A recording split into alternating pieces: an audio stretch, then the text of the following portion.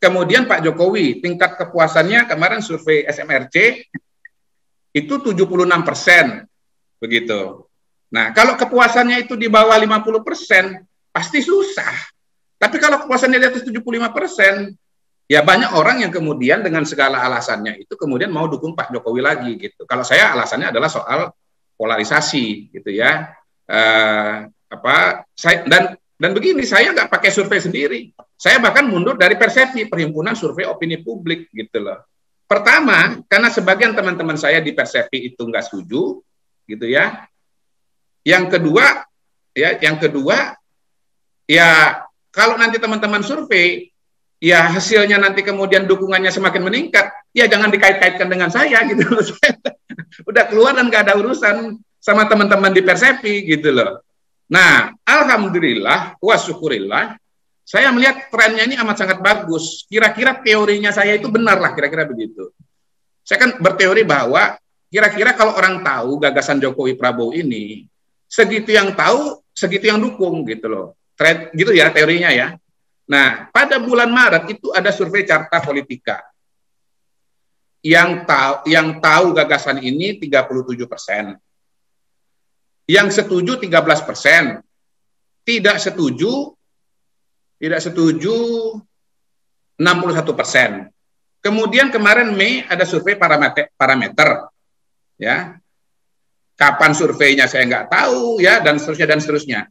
Yang tahu udah 53% meningkat ya. Kemudian yang setuju udah 27%. Yang tidak setuju turun 52%. Bayangkan, yang tahu naik 16%, yang setuju naik 14%, yang nggak setuju turun 9%. Dilalah terakhir itu saya dapat baca surveinya SMRC gitu. SMRC ini. Yang setuju udah 40%. Ya. Yang nggak setuju 52%. Saya nggak tahu itu yang tahu isu ini berapa persen gitu. Bayangkan ya dalam waktu 3 bulan 4 bulan gitu ya. Istilahnya ketika saya sendiri ngomong, ini baru saya nih yang ngomong istilahnya kemana-mana. Gitu. Dimarah-marahin. Berdakwah ya. Bang, bukan ngomong. Iya, berdakwah gitu kan. Berdakwah bukan ngomong. Dimarah-marahin oleh siapa?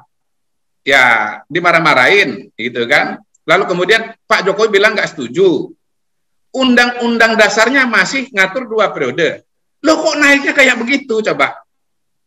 Jadi saya bilang ini, wah, bayangkan ya, kalau kemudian teman-teman yang bergerak ini itu lebih banyak ya secara kelembagaan, maka menurut saya dia akan jadi bola salju begitu. Jadi ketika gagasan ini ya disampaikan bukan hanya oleh seorang Kodari, tetapi juga teman-teman yang lain secara kelembagaan, bikin jaringan di provinsi, bikin jaringan di kabupaten kota, maka gagasan ini nanti larinya akan lebih cepat, lebih luas dan lebih dalam begitu. Jadi hemat saya ya, kalau merespon tadi tagar banyak yang menolak, antara yang nolak dengan yang ngomong gitu, itu memang lebih banyak yang nolaknya ya.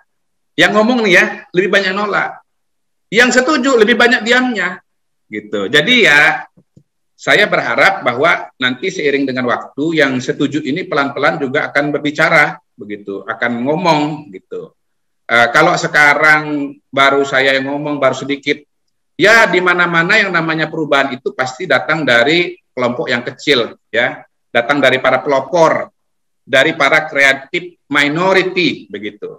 Dulu Bang Muni juga sendirian, habis itu ada Bara JP, habis itu kemudian ada apa lagi, Seknas ya.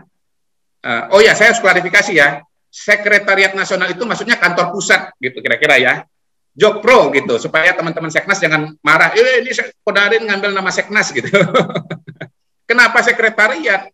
Karena ini komunitas, nggak ada badan hukumnya, nggak ada ini, teman-teman aja memang yang punya ide, punya gagasan dan kemauan gitu loh.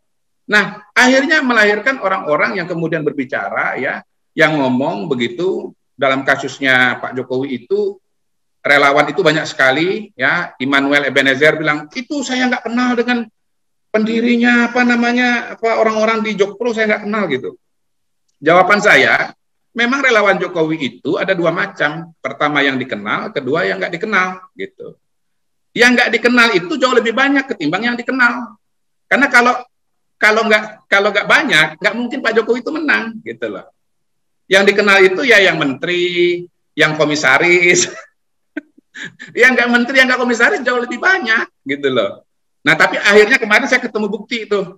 Jadi Mas Baron, ketua relawan Jokowi atau ketua Jokpro yang merupakan mantan relawan simpatisan Jokowi ya, dia dan teman-temannya menamakan diri cabai rawit begitu, dan saya sebelumnya nggak kenal mereka.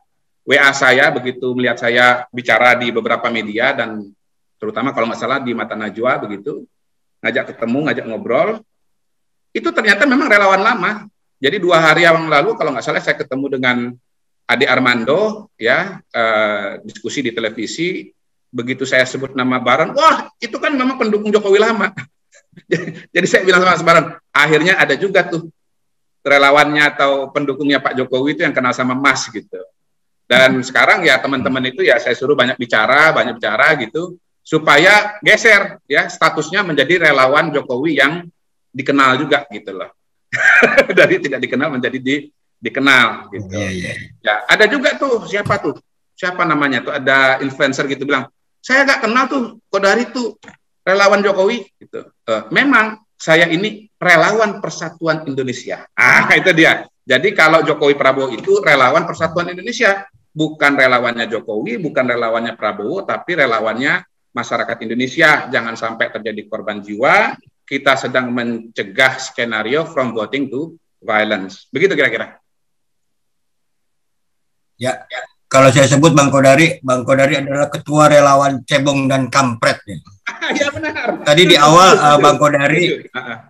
Benar. Setuju. Memang misinya Mas Budi ini ada menyatukan cebong dengan kampret supaya jangan sampai kemudian dimanfaatkan atau dimanipulasi oleh kadrun begitu. Jadi kadrun kita keluarkan, kita usir jauh-jauh ya. Cebong dan kampret mari bergabung, bersahabat ya, kompak ya, Persatuan Indonesia, makanya salam 3 jari gitu ya. Ini kenapa begini? Ini 1 tambah 2. 2 tambah 1, jadinya 3. Dan ini sila ketiga, yaitu Persatuan Indonesia. Terima kasih sudah nonton. Jangan lupa like, subscribe, dan share ya.